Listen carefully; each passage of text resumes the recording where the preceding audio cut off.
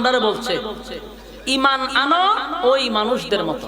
কুরআনে বলছে আমিনু কামা আমানান নাস, আমিনু কামা আমানান নাস, ঈমান আনো ওই মানুষদের মতো।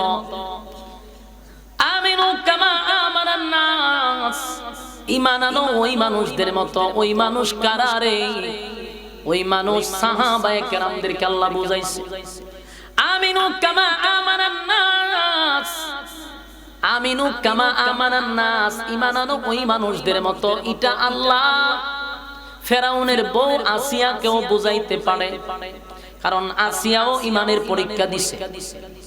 আমিনু কামা আমানান নাস, আব্দুল্লাহ বিন তামেরকেও আল্লাহ বুঝাইতে পারে, উনিও ঈমানের পরীক্ষা দিছে।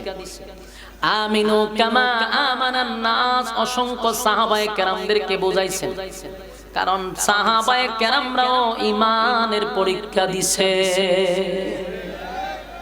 আমরা শুধু নিজেদেরকে ঈমানদার দাবি করছি, ঈমানদার দাবি করছি, তবে ঈমানদার যে দাবি করলাম আমার কথাগুলি রেকর্ড করেন, লিখে রাখেন, কারণ আল্লাহ ঈমানদারের উপরে পরীক্ষা দেয়, পরীক্ষা দেয়। যারা পরীক্ষায় পাস করে তারাই কানাত লাহুম জান্নাতুল ফিরদাউসি নুজুলা।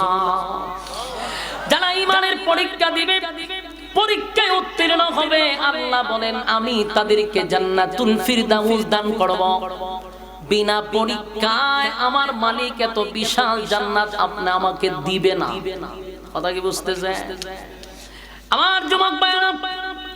দুনিয়া পাওয়া যায় গো, দুনিয়া পাওয়া যায় বিনা শর্তে, বিনা শর্তে, বিনা শর্তে। আল্লাহ দুনিয়ার জন্য কোনো শর্ত দেয় না। আপনি কোটি কোটি কোটি কোটি হাজার কোটি টাকার মালিক হবেন এই জন্য কোনো শর্ত নেই। আল্লাহ কোনো শর্ত দেয় নাই যে টাকা পয়সা পাওয়ার জন্য তাহাজ্জুদ করতে হবে, জিকির করতে হবে, আমল করতে হবে না। দুনিয়ার জন্য কোনো শর্ত নাই। আল্লাহ দুনিয়া আস্তিকরাও দেয়, দুনিয়া নাস্তিকরাও দেয়।